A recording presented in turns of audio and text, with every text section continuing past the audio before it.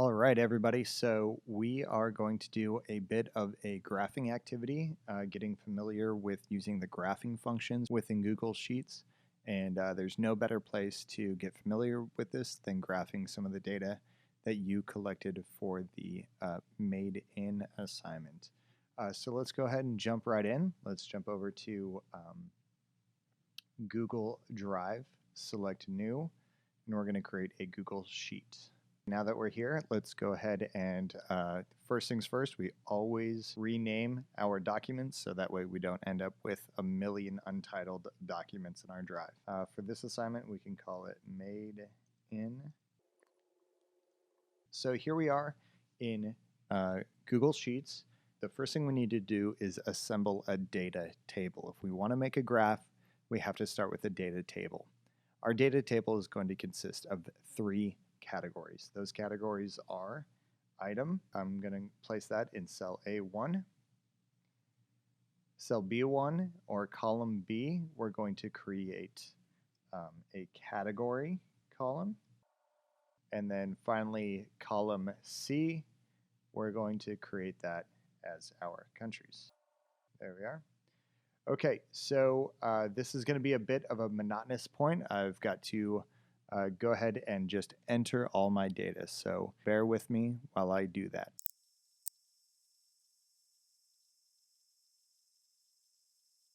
Okay, so those are the 25 items that I chose from my house to document on this spreadsheet.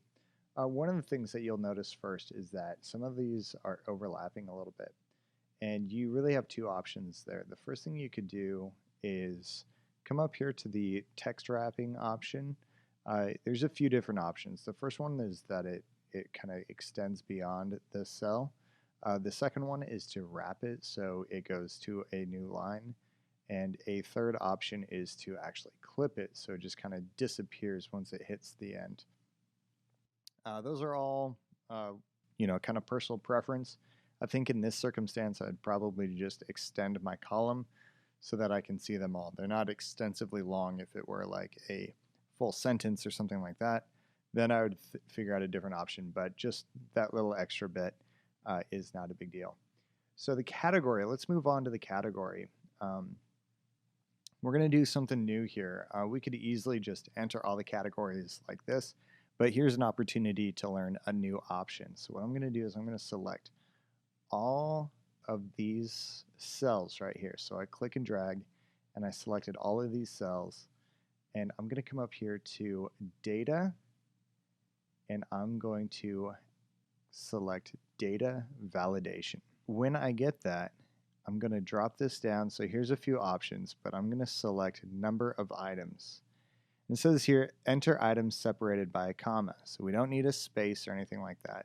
So all the different categories that I asked you to record, let's go ahead and do that now. So let me see here. One of the items, or one of the categories was clothing.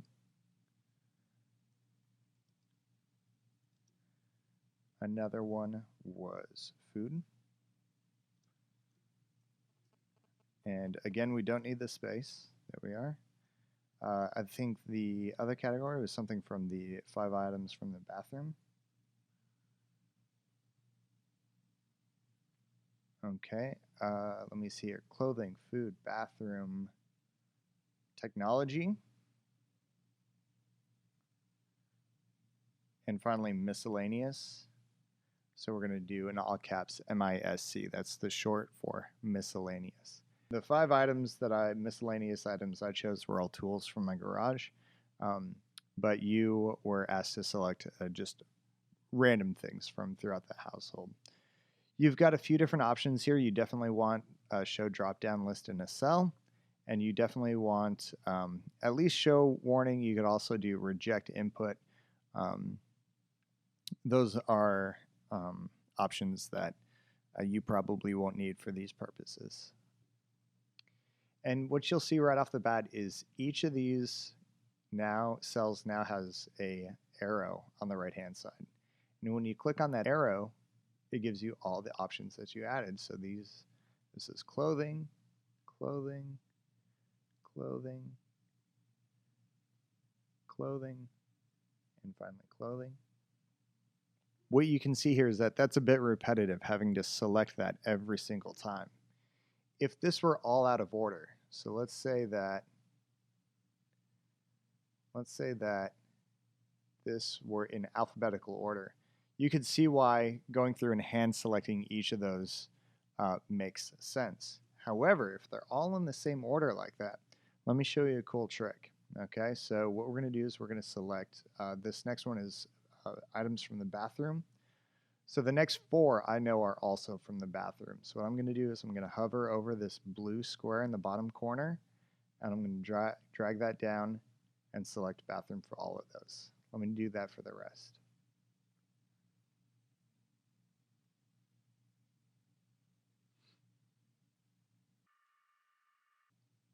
And there you have it. I've got all my items and I've got them all categorized as well. If I wanted to, I could sort this A to Z. So I've got all my items like so. I could also go back, drop this arrow down right here, and select A to Z and categorize it like so. Okay, and lastly, the last thing we have to do is enter all the countries of origin. Where were all these products made? Now, there's no real fast like hack or anything like that. This is just manual entry, so you just got to type out every country. However, I'm willing to bet a lot of you guys are going to be typing China over and over again here in this section. So one thing that I can show you that might help you expedite or make this process go a little bit faster is if I enter that country once. So let's say China. In subsequent rows, when I add that below, it's actually going to predict that I might be typing that word again. And if it is the case, let's go to the next row. When I hit CH, it's already guessing that my next entry is going to be China again. And I can just hit enter and move on. I don't actually have to type out the whole thing. If I did USA and did it again, it's going to predict that that's it. So I've only typed in U, those 2 letters in blue. It's predicting that's going to be the rest of the response, and I can move on. The only problem is if you have something that's like United Kingdom, obviously you have to enter it at least once beforehand, but it might help the process go a little bit quicker. So why don't you give me a moment to get all this data entered. And there you have it. That's the country of origin for all the products that I selected for this activity. So we're going to get to graphing this in just a minute. But before we do that, let's go ahead and make this table look like a table. Okay, so let's start with some outlines. You might remember this from the previous activity or activities. But let's go ahead and make a border all the way around it. So I'm going to select the exterior borders here. I always like to make one more. We might not be able to see it because of this gray line, but it's hidden in there a little bit. All right, and let's do some more outlines. Got my items cataloged like so. Let's also color code it. So right now I'm color coding according to the category.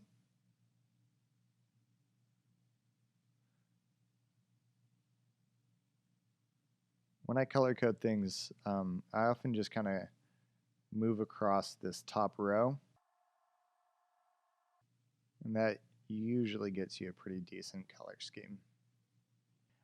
Now the catch is, if you were to go and switch this from maybe alphabetized by category to by country, you'd see now that our color code is thrown off a little bit because you know, it's no longer matching. However, that might be beneficial to you for purposes of like seeing what color, you know, how many, the quantity of countries or anything like that. But I'm going to go ahead and switch back and make it all nice and uniform.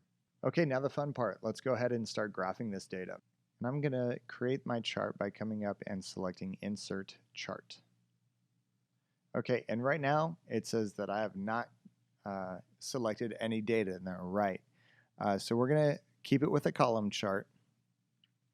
And our data range says F7, and that's not correct. So what I'm going to do is I'm going to come over here and select my data range. I'm going to delete that. Okay. Let me move this off to the side so you can see the graph as well. And I'm just going to select C2, that's my first product, through C26, that's my last product. And select OK. Nothing happened. Go ahead and click this aggregate box. And there we are. So it says Belgium, our count is 1. China, our count is, looks like maybe 11.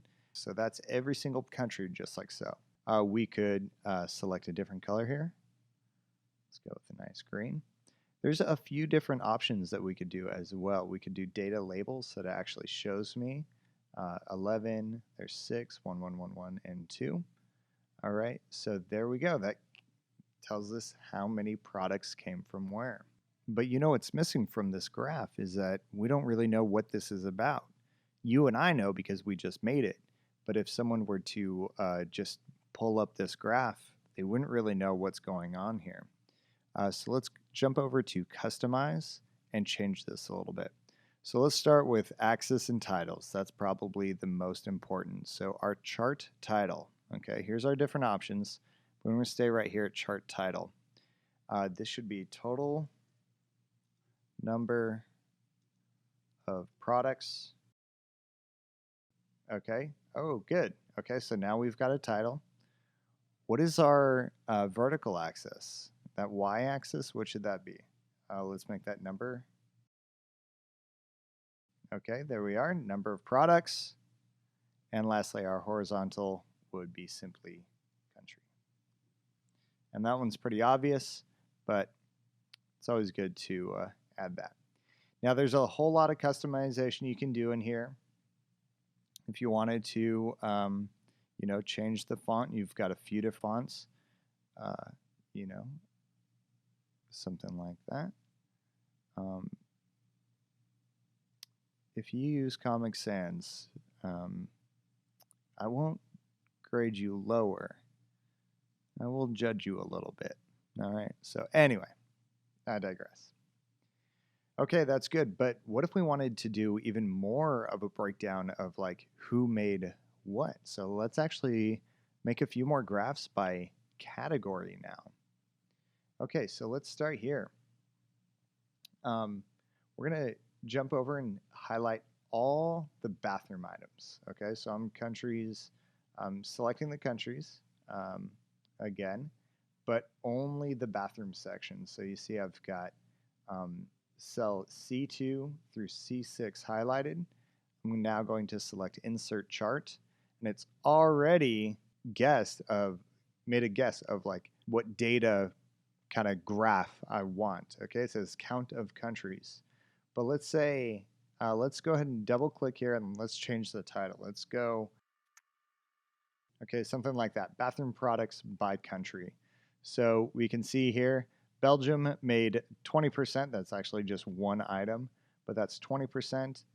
The US made a lot. You can see that a lot of the kind of the chemicals and things of that nature, personal items, a lot of times that comes from the US. And we've got this cool looking graph here. Again, there's all kinds of different options that you can use here. If you wanted to play around with those, make it something like that, you have every right to do so. So one thing that we're going to see is that as we do this, we're going to start running out of space on our spreadsheet really quickly. So let's do a cool little trick here. So what I'm going to do is I'm going to jump over here and I'm just going to place these side by side. As I create one pie chart for each of these sections, I might want to scroll sideways and see them this way. We might not be able to do that and still see our data. So what I'm going to do, I'm going to show you a cool little trick. I did it over here earlier in the video, but I didn't tell you what I was doing. So come on over here, right next to column A. There's this little gray bar. And when I hover over that bar, you can see that my cursor turns into a little Mickey Mouse hand. Let's drag that Mickey Mouse hand and place it on the right side of column C. And what that does is that it has locked column A, column B, and column C.